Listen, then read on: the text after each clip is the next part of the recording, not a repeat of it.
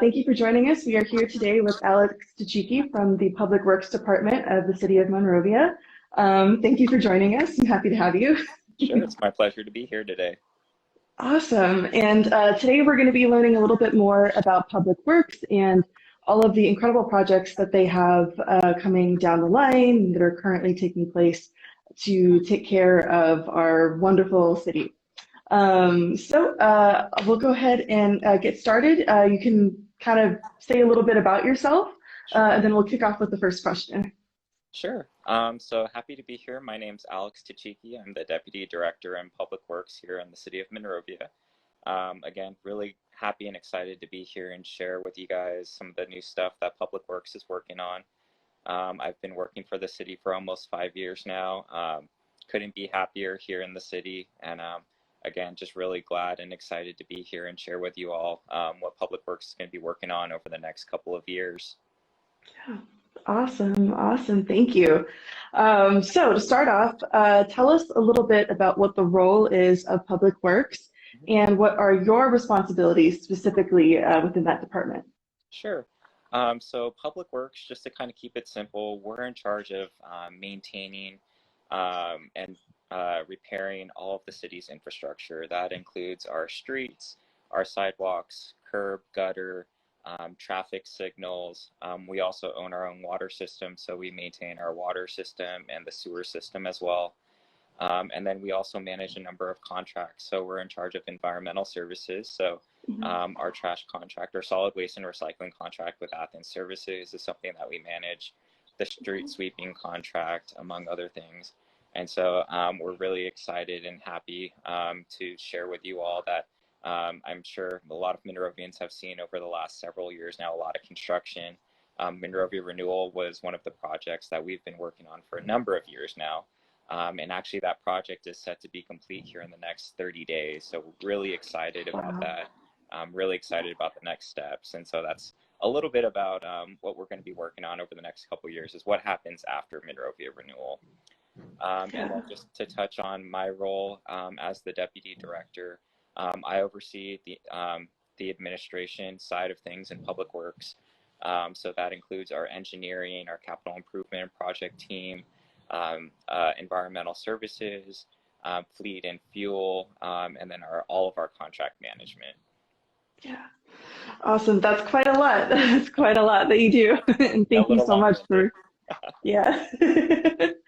And you kind of touched a little bit on something related to my next question, which was kind of the environmental projects and things related to the green spaces in Monrovia. So you mentioned that related to the green spaces, we know that there's 8 parks and other green spaces in the city of Monrovia.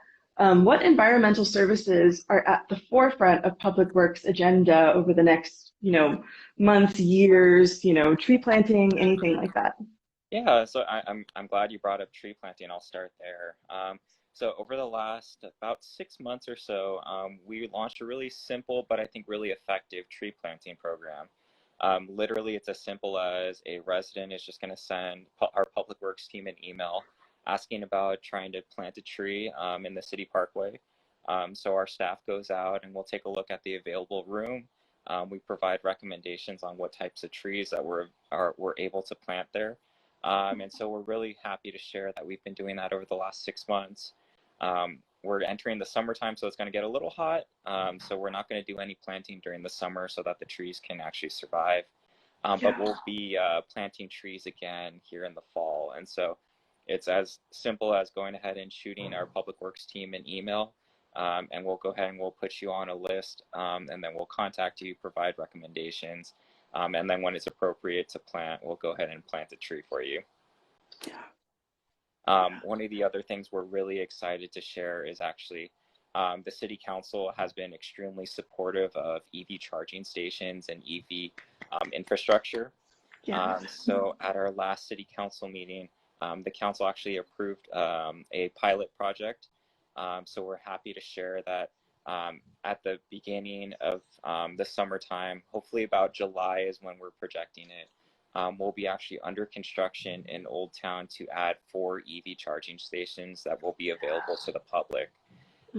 So if Monrovians have seen around town, both our police department, our city hall staff, and public works staff, we've actually switched some of those vehicles to electric vehicles. And so at the back end of that, we'll be adding some EV charging stations to our own city facilities. So really trying to practice what we preach. So we're going to be going EV with some of our vehicles, but we're also excited about the pilot project in Old Town.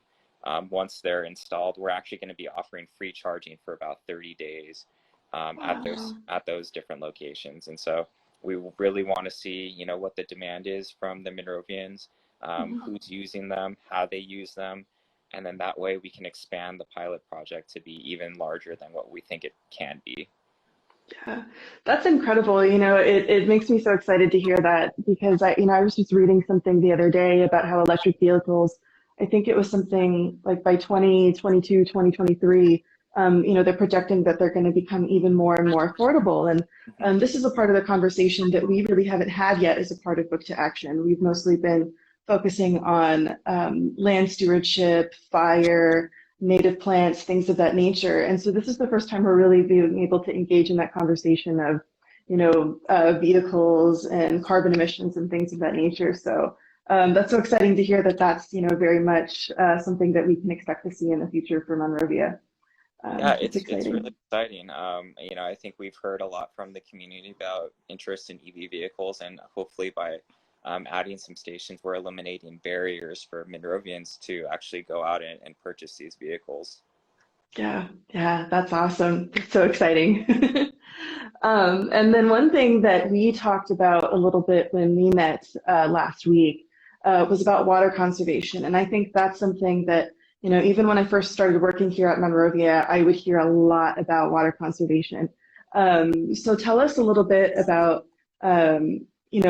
what's kind of going on with us today. We hear about the drought. Is the situation different? Is it still a concern? What can you share with us?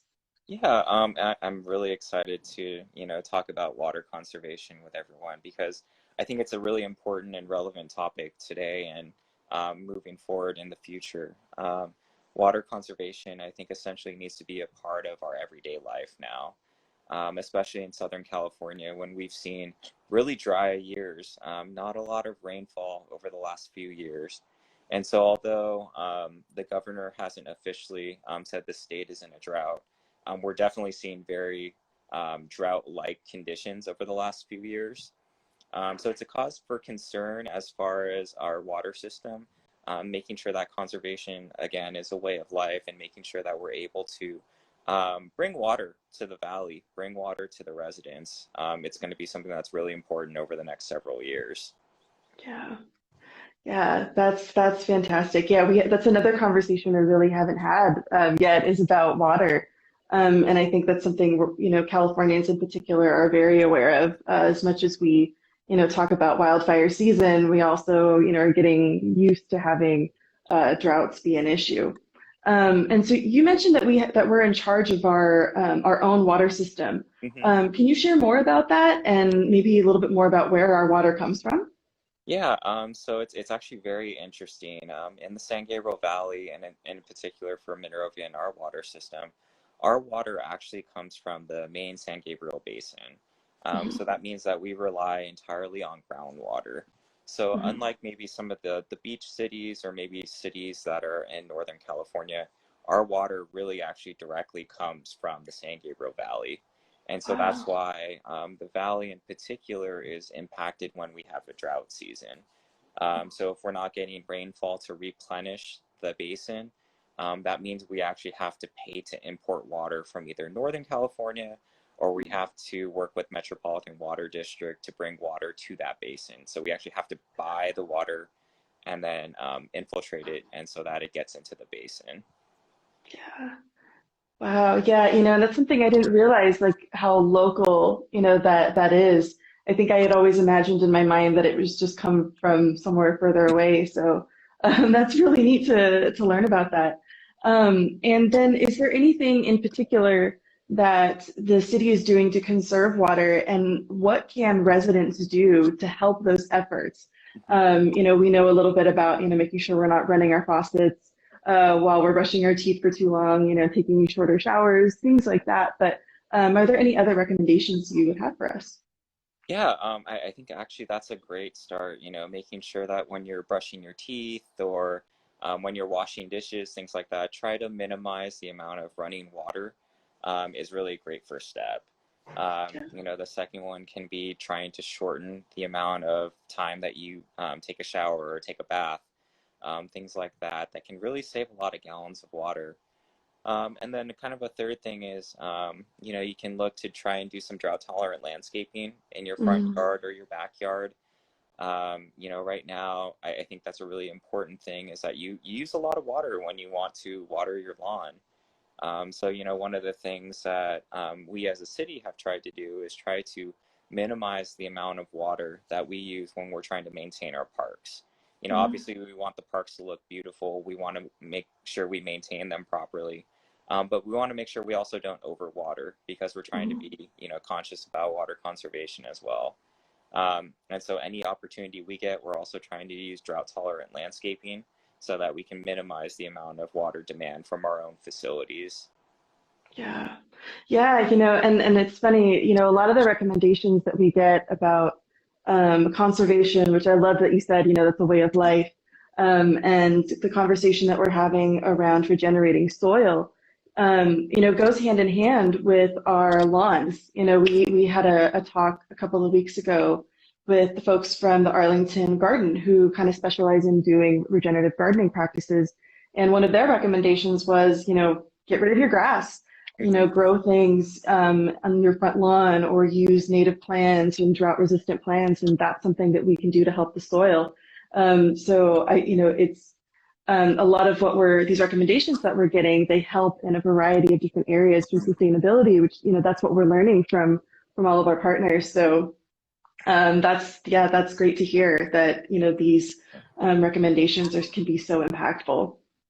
Um, and I see some questions from the chat Sure. that are like super relative. So I'm gonna go back to that Okay. um, if I can find it.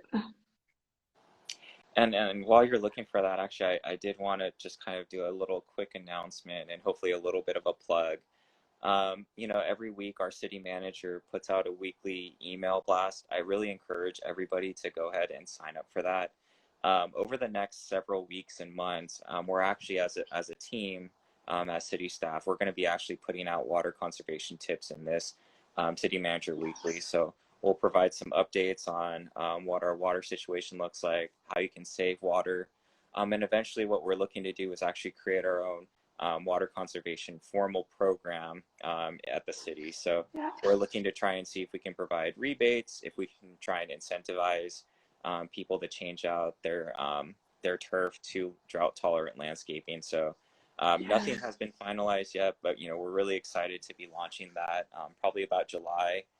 So Yeah. just look for information in the city manager update. Awesome. Yeah, there's always a lot of really great information in those updates about what's going on in the city. Hmm. I found that question, and it says, is the increase in multiple housing units being considered in the development of our infrastructure and water usage? That is a fantastic question, and it's actually a really relevant one for not only just Monrovia, but for every city in the state of California. Right now, the state has asked cities to continue to develop housing because we have a housing shortage. And Mhm. so, one of the things that we have done as a city is that when new developments come in, we actually do what's called a feasibility study on our water system. And so we try to analyze what the impact of additional units are on the water system. And so Mhm. those impacts then are analyzed. We are provided a report. And then when we're speaking with the project proponents, we're upfront with them about what those impacts are going to be to the water system. And so those impacts are actually something that those developers or project proponents are actually going to be responsible for and doing improvements to our water system. But on the back end, it's a great question about, is the additional units going to impact how we bring water to the valley? And the answer is yes. And Mhm. so some of the units that have been already approved by the city council, they actually have imposed a higher level of tax on themselves. And so Mhm. those units are actually going to be paying for the difference in additional water that's going to be needed to bring to Monrovia. Yeah. Yeah, thank you for that. And for anyone, if you have any questions, please feel free to put them in the chat. You can also use the little question mark button at the bottom by the comment section. I'm going to keep an eye on those as well, so we can share those questions throughout. So thank you very much for everyone that submitted a question so far. I really appreciate it. Um, Okay, and so my next question, really kind of speaks to the spirit of Book to Action, which is, getting out there and changing our, daily habits, routines, maybe making some big changes, getting involved in some activism, things like that. So we're wondering, are there any volunteer opportunities for people to be more involved with bringing sustainability to the community, infrastructure, public works? Volunteer days, things like that, that you can anticipate. Yeah, one of the things that I really love about our Monrovia team is that although there might not be specific volunteer opportunities within our department, there's a number of volunteer opportunities citywide. And one of the things that I really like to highlight every year is Make a Difference Day. So through the San Diego Valley Volunteer Center, our staff, both Public Works, Community Development, Community Services, really every city staff, we work with the Volunteer Center on putting on Make a Difference Day. And during that time, there's a number of small community projects that the Volunteer Center helps head that relate to drought-tolerant landscaping, beautification of green spaces. And so I highly encourage people to volunteer for that. Yeah, that's awesome. And then what would be the best way that we could share that information out with folks to kind of find that when things come to pass? Yeah, I think normally there's a lot of information in our city manager weekly update, but actually the volunteer center actually has an office at our community center. Awesome. So if you actually want to go to 119 West Palm, there's going to be some information about the volunteer center right there at our community center. So you don't have to drive too far. It's just right down the street at the community center. Yeah, that's awesome. Yeah, very, very close by, especially if you're making a visit to Library Park. Yeah. Next door neighbors, we're all super close. Alrighty, well, if anyone has any questions, please feel free to put them in the chat. I kind of worked through all of the questions that we had, so we'd be happy to do a little Q&A right now.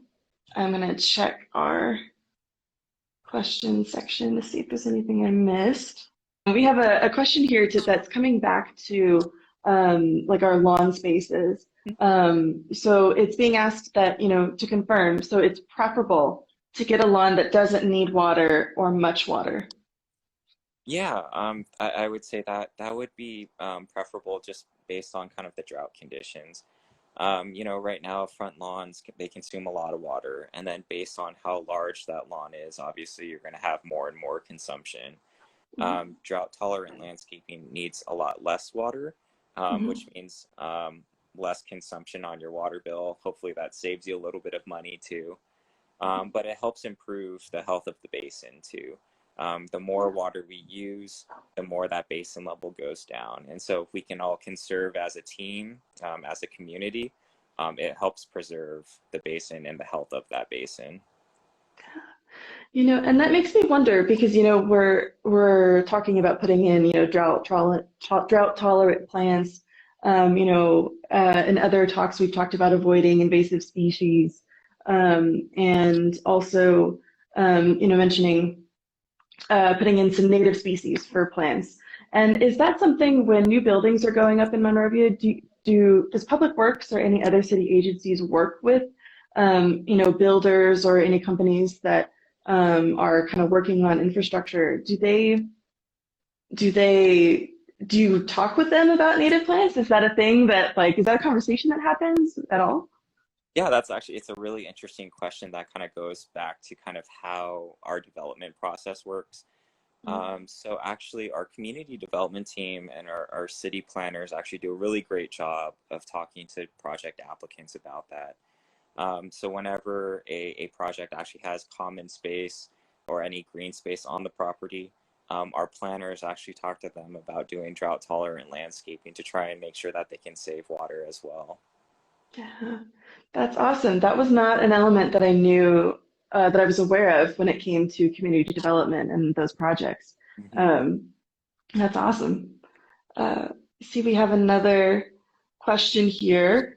It says, I have heard that the water storage tank is small for the city's needs, is too small for the city's needs. So as you mentioned, water is purchased from other cities. I understand a bond was passed many years ago to build a new water storage tank. What became of that bond? Sure. So actually, one of the interesting things about our water system, it's not that our water tanks are too small for the community. Really, what the community should be aware of is that the demand that our community or the consumption level is really what's important because our water system actually has adequate room or adequate service level to provide water to our community. But it's a matter of how much demand really comes in. So we have a number of different water wells, we have reservoirs, and so we're able to deliver water to all residents in a safe and healthy manner. But as new developments come in, as more demand picks up, that's when there's an increased need to import water into the basin. And so that's the part where water conservation really helps us ensure that there's adequate water for everybody.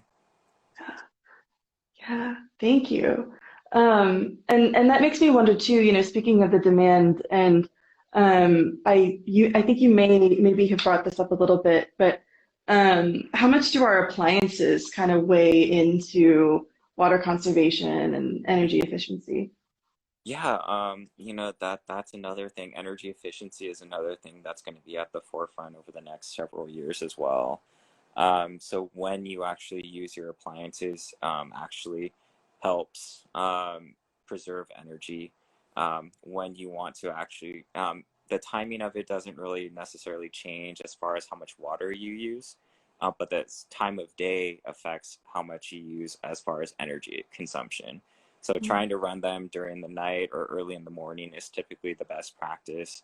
If you run them during the day, typically you're actually paying a little bit more on your Edison bill Mhm. because there's a higher demand. Right. And so then in terms of energy efficiency, could you speak a little bit on why it's important that we, reduce that consumption and how that impacts overconsumption of energy impacts, our natural resources and the land? Yeah, I think Monrovia unfortunately was right at the forefront of the Bobcat fire. And so one of the things that's really important about energy consumption is that when you're using a lot of it and everyone is using it all at the same time, it puts a demand on the electrical system. And so Southern California Edison is the franchise utility here in the area, and everyone is pretty familiar with Edison. But when that demand is too much, Edison and other power companies actually have to do rolling blackouts to make sure that they can actually provide the same amount of energy to everybody. Otherwise, that demand is going to be too much, and there might be short circuits. There's potential for hazards, and so that's why you see Edison trying to repair their infrastructure, replace infrastructure as quickly as possible because there's just such a high demand and energy usage every day. Mhm. Yeah, yeah, that certainly makes sense, and I know that is a conversation that we hear a lot. Just I remember getting some of the, alerts from Edison and things like that when the Bobcat fire was happening about, energy. So, yeah, if there are any additional questions, we can take those now.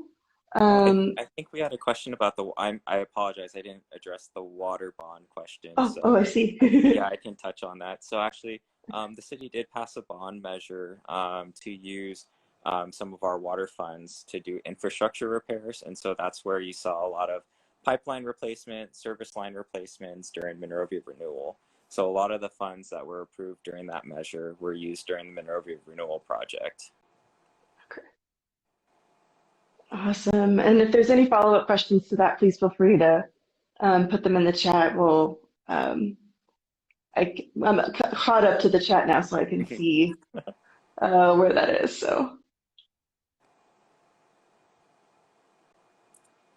oh, and I do see that there's a comment about weeds in the front yard, which reminds me of an interesting story that we had in our last interview with Giangelo from the Community Garden and the Food Ed nonprofit.